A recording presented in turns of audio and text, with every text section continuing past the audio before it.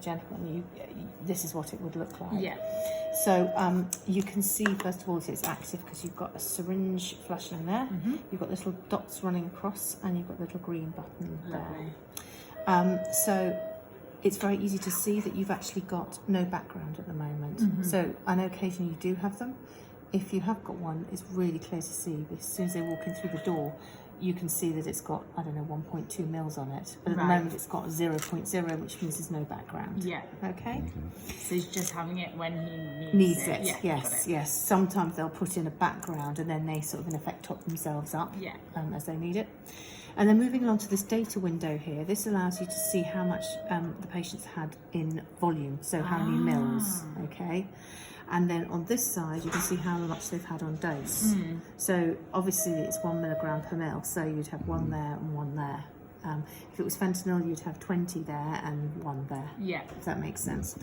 If occasionally, if there is a PCA dose given that, say, your cannula's blocked or there's a clamp or whatever, and they have, actually I can show you. So you've got the handset, which I'll come to in a minute. Say for whatever reason, the pump doesn't deliver that full mil. What it does then is when you press, it stops an alarm. So you sort out the problem, open the clamp or whatever, press go again.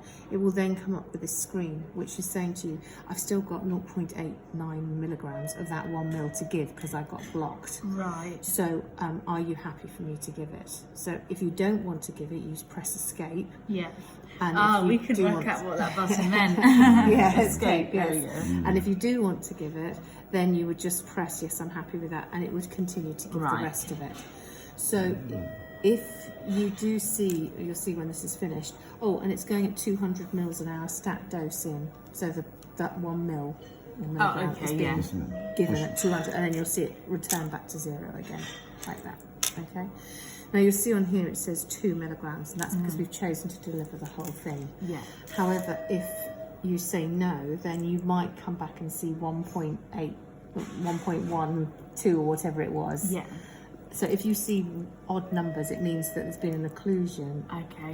and the patient hasn't received that whole bolus. Okay, so you can just chart it. Okay. So that's that. Now to take you through the screens, you can see it's colour touch screen now. So we're moving technology. As with iPhones, a lot of people use touch technology. So why shouldn't we put it in pumps? So here we have again the morphine over the top. It's a whole drug name for you. Again, this seems insignificant, but a lot of medication errors are occurring because of abbreviations, especially dopamine and dobutamine and these sorts of ones. So they're pushing really hard. I think it will be mandatory in a few years' time that you have whole drug names on pumps. Yeah. So that's why that's there. You've also got colour coding as well. I haven't got the sticker on here, but the morphine, the blue morphine with the blue morphine sticker, so make sure you put the right one in there. Below it as well, you've got the protocols, which is really nice. So when you're handing over, you don't actually have to touch the pump. You can actually see that the concentration is 1 milligram in a mil. Patient dose is 1 milligram with a 5-minute lockout. So that's all quite clear. Dropping down here, as I say, that is to show that you've got no background, and it corresponds with this window and that window. This one we've already spoken about as well. And this one here, as well as being the little green button to show it's active, if you press it, this is what actually comes up to show you that you've got your... Yes. So they've had 2 boluses. They've had 1 refused bolus, and they've had 1 that the physicians had to finish off and activate, okay, to show. This starts from whether it's 3 hours ago or 3 days ago. It will just carry on going up, okay? It doesn't stop until you physically switch it off and take it down. So if you then want to know what's happening every hour, if you press the little information screen here, it will actually show you every hour on the hour. It will default out for you. So if you come back at 2:20, it will still show you what happened between 1 and 2, or in this case 8 and 9, etc. Okay, so at the moment, obviously, in 20 minutes time, this column will move over here, and you'll have a new one appear. So it'll just keep moving over, but it's got a 24-hour cycle on it. So if you press this little one down, you can see in the top corner here, it goes back 4 o'clock, 3 o'clock, 2 o'clock.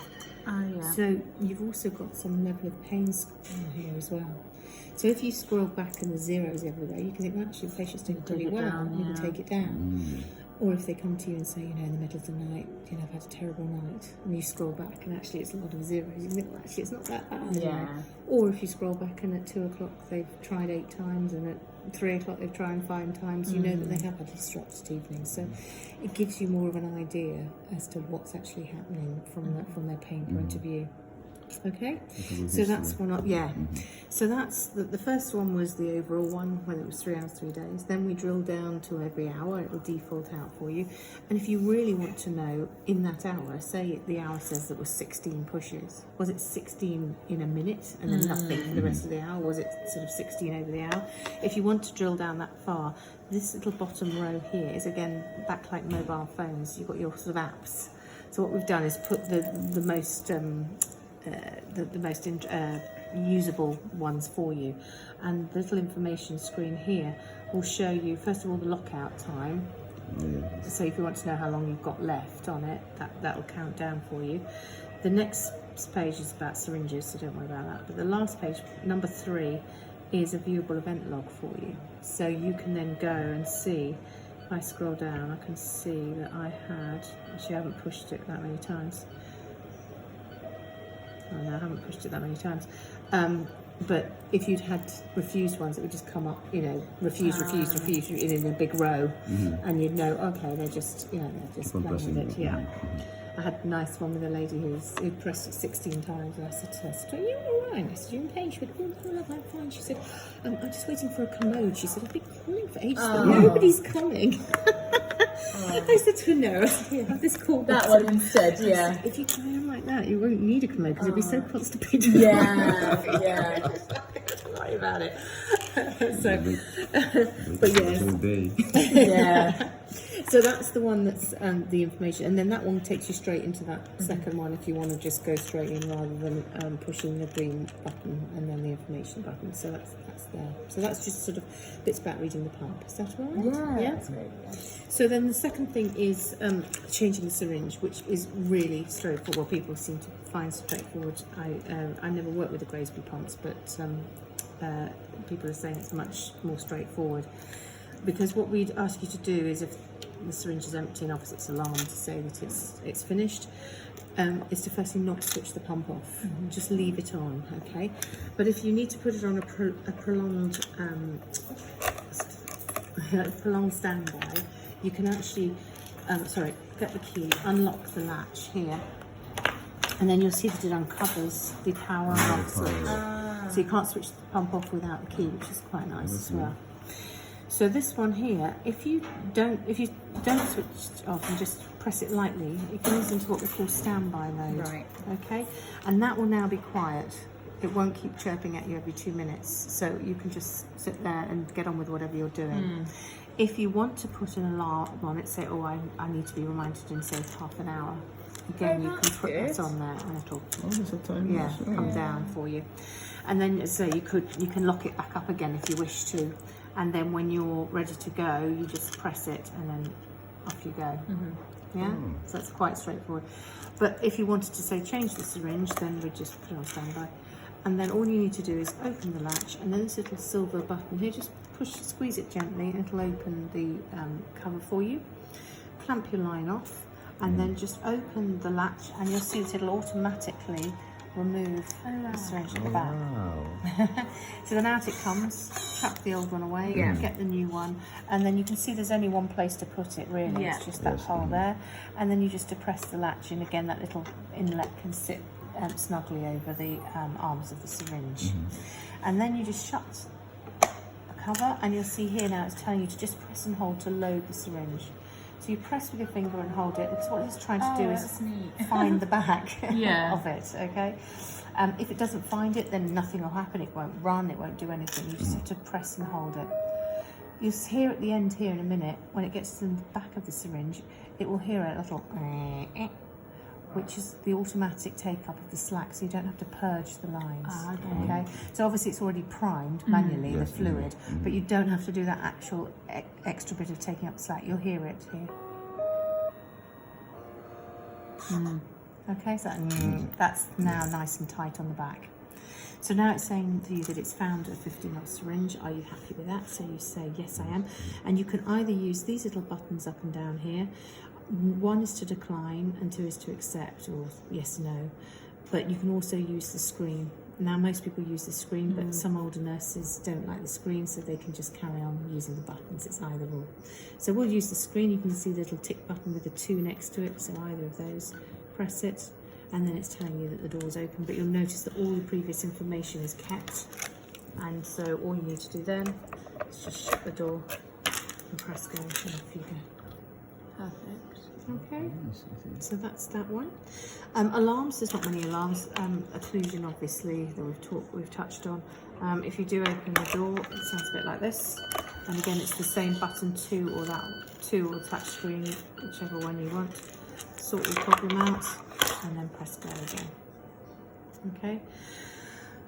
I would also say from today, your PCA sets that you use, the end of them, it comes out quite snug against the latch.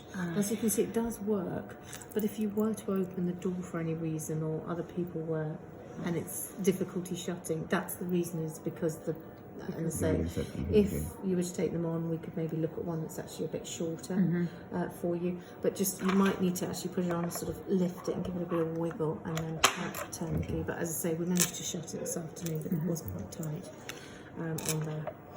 And then switching off, so that's very straightforward. All you need to do is, again, the pump will have alarmed to stop. What we'd ask you to do before switching them off is to always make sure that your total is written down, because as I say, when you switch it off, it will assume it's a new. Oh, it clears automatically. Yeah. So that's why That's much better. Yeah. I struggle with Do those you? ones, Yes. So that's why we say that if you just put everything on standby, if you ever need to stop it for any reason before you switch it off, especially even things like the cannulas. If you've got blocked cannula and you're waiting for a new cannula, just put it on the standby, and you can put your timer on if you want, or whatever, and just leave it, because then it'll be kept. But if you switch it off, then it'll just go back to 0. But if you're ready and you've finished and you're happy, then just take the total off. The other thing that's a bit different is to actually take the syringe out before you turn it off. You turn it off, because it's got to have the electricity for this little friend at the back here. If you switch it off, it's fine. It will automatically jump back into life again when you open it. But and then just to depress the latch like so, and then shut it, and then you'll see it's going to go into parking mode, so it's parking for you. And then you just press and hold it, and sort of quickly for 3 seconds, it'll say goodbye to you, and then switch off. And then you just shut the cover, and then keep that just so it's not waving around, locked. Clean it. Clinell wipes is fine for it. We've done some studies on it. It doesn't actually dull the plastic either. And then send it downstairs. Oh, sorry.